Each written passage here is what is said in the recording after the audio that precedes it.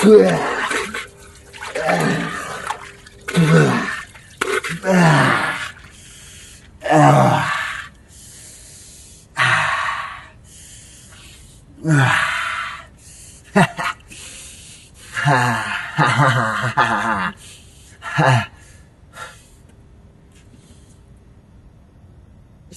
talking to me?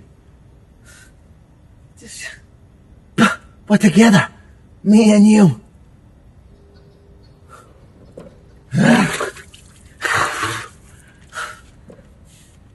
talking to me?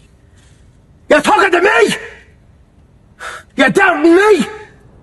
After all we've been through? It's like this Conor McGregor fight in July is going to be fucking bananas. It's going to be bananas. I mean, people are going to go crazy for the return of Conor McGregor because he's a giant personality. But don't expect the same thing. How could you it just be? can't. He hasn't fought in 5 years, That's right? exactly it. It's been 5 years. But that's the problem. It might be more. Because they're going to all expect that. I think it is a little over 5. It's almost 6, I think. It might be 6 at the time of the fight. It might be. I think it's 5. I think it's 5 right now. Are we expecting to see a Conor that looked like Nate this last fight? Or are we expecting to see a better Conor than someone that looked like Nate? Because Nate did not look good. No, but Mike Perry did. And Mike Perry looked like a fucking murderer. You know what I mean? Like Mike Perry is a murderer. He's a murderer. And this is such a savage. You take a look at that, and when you're taking an older fighter, which Nate is now, and you're 21. You're 5 fucking years ago, July. So it literally will be 6 years. Yep. Yeah. But when you're it'll be 5 years. It'll be 5 years. When you're taking a younger fighter and putting them against the old dog, it normally doesn't end well for the old dog.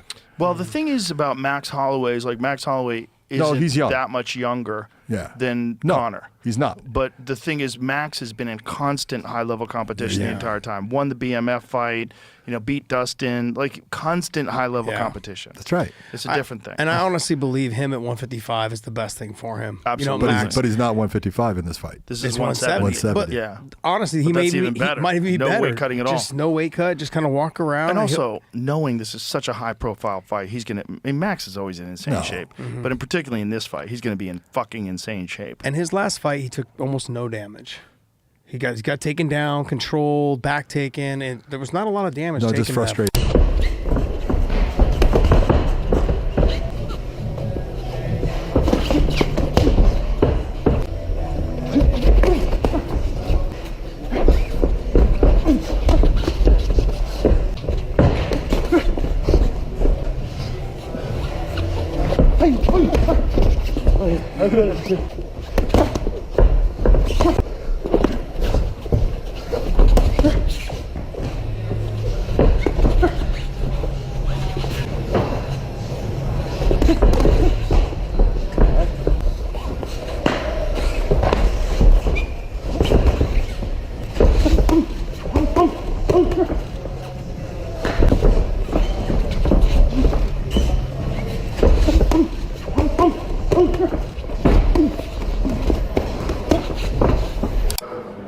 Conor doesn't need to fight.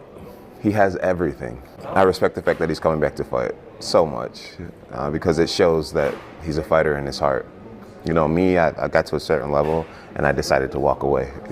Conor, he's back. It shows that he's still that fighter despite having so much success. I'm rooting for him. Proud of Conor. I'm a massive fan. I think I will be for the rest of my life. He has had a lot of struggles, ups and downs, just like I have, but he always gets back on his feet, which is a huge example to so many out there. So I'm just starting to realize the insurmountable challenge that Conor McGregor is about to take on. Like as things get closer, hype starts to die down, reality starts to set in, and we aren't there yet. Like the hype and the fireworks are still going to be going for another week or so. But as we get closer and that starts to die down, I will tell you, I find what Conor McGregor is attempting to do to be inspirational. And there are not very many, if any, famous elitist millionaires that I could be inspired by. But this task really is remarkable. You have the worst injury that I've ever seen in our sport. Now, I've seen 3 other athletes with the same injury, but I haven't seen a worse injury. You have an athlete who is returning to a weight class outside of his prime, which historically, including boxing, does not go well. And he's going into what I believe to be the hardest proposition in sport, which is a 5-round fist fight. The time until the fight between Conor McGregor and Max Holloway draws near, and all those involved in mixed martial arts cannot stop wondering how the clash between these popular names would go. Many former champions, top athletes, well-respected trainers, and knowledgeable analysts shared their thoughts on this matter. Their views, however, are extremely controversial. Some are absolutely sure that McGregor's amazing power will finish everything right away. Others think that the pace and endurance of Holloway will simply be too much for him. So, which one is the opinion of the experts about this fight? But it's not just Conor too. But look at the excitement at 155 pounds. Like, it's back again. In particular with Gaethje winning the belt. There's so many contenders now. Like, who's gonna be the lucky winner to get the next title shot? If Conor wins, we all know it's going to go to Conor. But if Conor doesn't win, it could be Max Holloway, who beat Justin. It could be Charles Oliveira, or you give it to who everybody, the majority of the people actually want, in Arman Tsarukyan. And that would be the most deserving. My guy, listen, at this point, Justin can pick. Justin can pick. Okay, if Max does get it done, what is the point of the rematch? That's not a big enough fight. It's not a big enough high for me to top what I just did at the White House. I'm done. Oh, so really? So you're saying hold on, come on. Let me pause you there. So if Conor does lose, there could be a reason that Justin Gaethje says goodbye to the sport of MMA. I mean, I'm not speaking for him. He's his own man. But if the fight's not big enough, I mean, the fact that I think it's a great matchup coming back to fight Max at 170. I love the story. Yeah, I love the story, and I think Max is coming to his own. Obviously they fought a long time ago. Since then, they both become champions. You have Max, who's been in the paint, just fighting tough guys after another.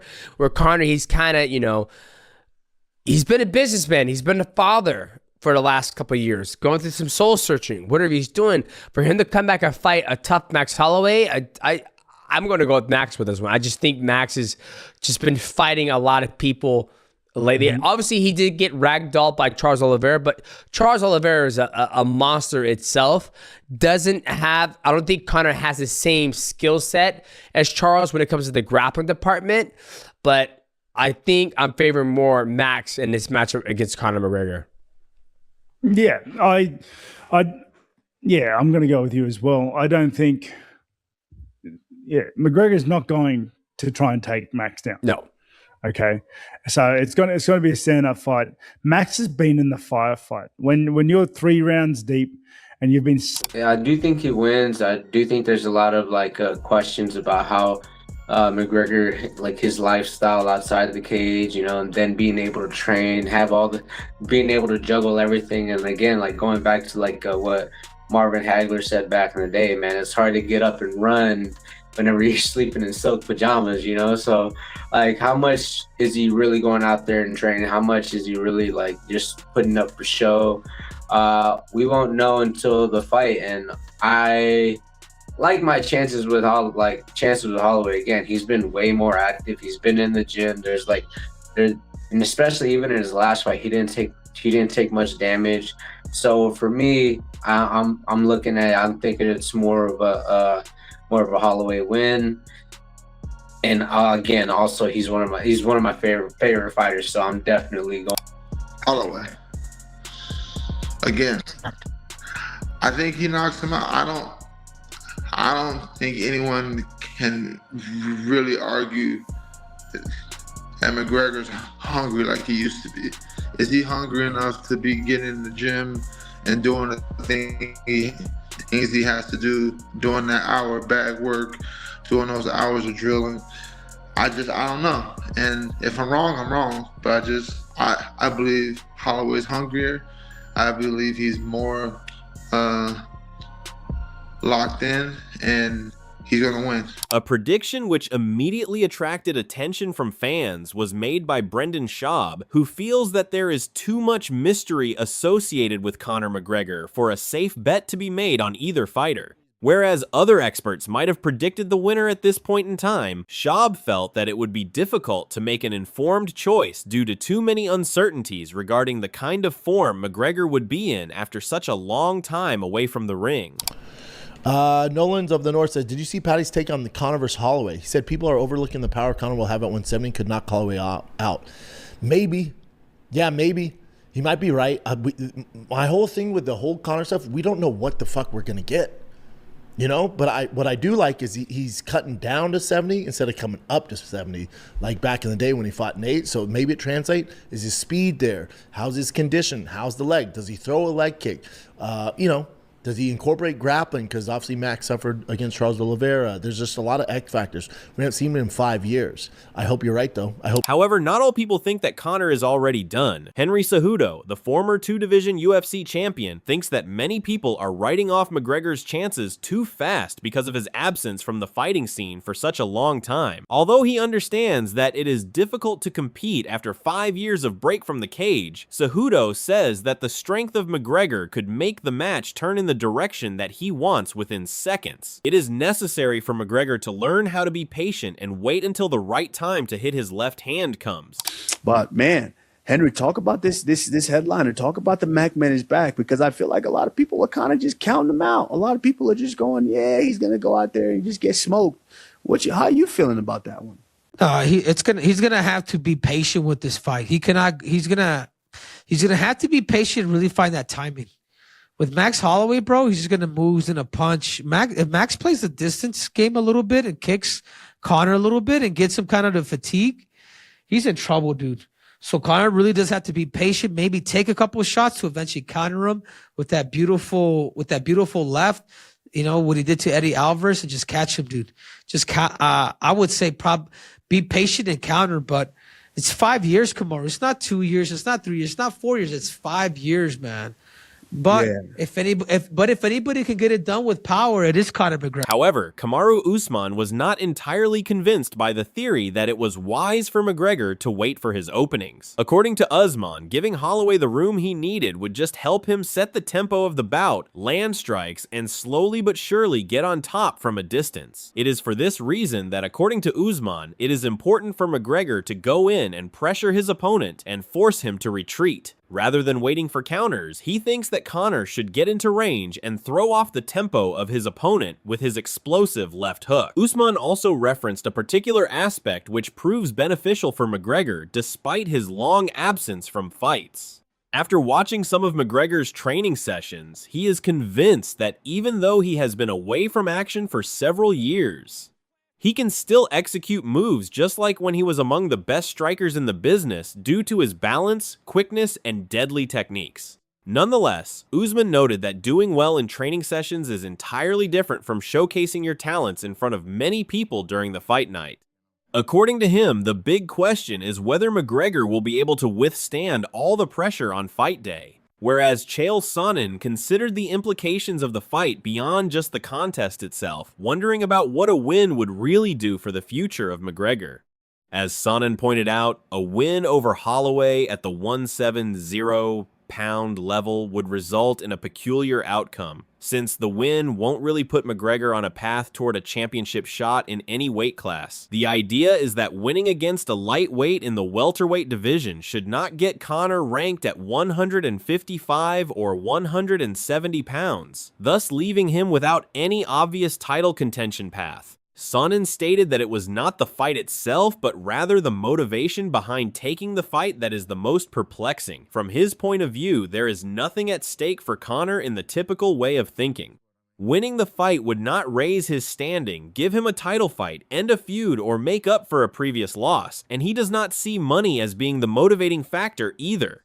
Having no other typical motives available, it is Sonnen's belief that the only motive is that McGregor is looking to challenge himself. Those questions about McGregor's motivation were shared by Robert Whittaker, who admitted he struggles to understand why Conor is returning at all. From Whittaker's perspective, McGregor already has everything many fighters dream of: financial freedom, business success, and a family, making a comeback difficult to explain. He also pointed out that Holloway hasn't been sitting on the sidelines. While McGregor has been away from competition, Max has stayed active against some of the toughest opponents in the sport. Because of that, Whittaker believes stepping back into the octagon against someone as battle-tested as Holloway is an enormous challenge, no matter how talented McGregor may be. Despite acknowledging McGregor's dangerous striking, Whittaker ultimately leaned toward Holloway. He expects the fight to remain on the feet, where Holloway's recent experience could become the deciding factor. Having spent the last several years battling elite opponents in grueling stand-up wars, Max has repeatedly proven he can maintain his pace deep into tough fights. McGregor, on the other hand, hasn't experienced that kind of high-level competition in years. Whittaker believes those later rounds demand a level of comfort that only comes from staying active, giving Holloway a significant edge if the fight turns into a drawn-out battle. He also noted that putting Max away has never been an easy task. Jamahal Hill reached a similar conclusion, also leaning slightly toward Holloway. While he acknowledged that competing at 170 pounds could give McGregor a small advantage due to his past success in the division, Hill believes Holloway's recent activity ultimately outweighs that factor. In his view, Max's consistent run against elite competition gives him the edge heading into this highly anticipated showdown. Then, Curtis Blaydes also favors Holloway, but for a different reason. Rather than focusing on skill or experience, he questions whether McGregor still possesses the same hunger that fueled his rise to the top. Believing Holloway is the more motivated fighter, Blaydes expects Max's commitment to training to carry him to a knockout victory. Additionally, Adrian Yanez is also leaning toward Holloway, citing many of the same concerns surrounding McGregor's return. He wonders whether McGregor can still balance his lifestyle outside the cage with the demands of an elite training camp, believing only fight night will reveal the answer. Combined with Holloway's consistent activity, recent performances, and relatively low damage in his last outing, Yanez feels Max enters the matchup with too many advantages to ignore. Those opinions continued to stack up as Youssef Zalal also sided with Holloway. Although he acknowledged that McGregor's pinpoint accuracy and dangerous counterstriking make him a constant knockout threat, Zalal still believes Holloway is the more reliable pick. In the end, he expects Max's overall form and consistency to outweigh McGregor's explosive power. Who's your pick? Conor McGregor or Max Holloway? Let us know in the comments, and don't forget to subscribe for more MMA coverage.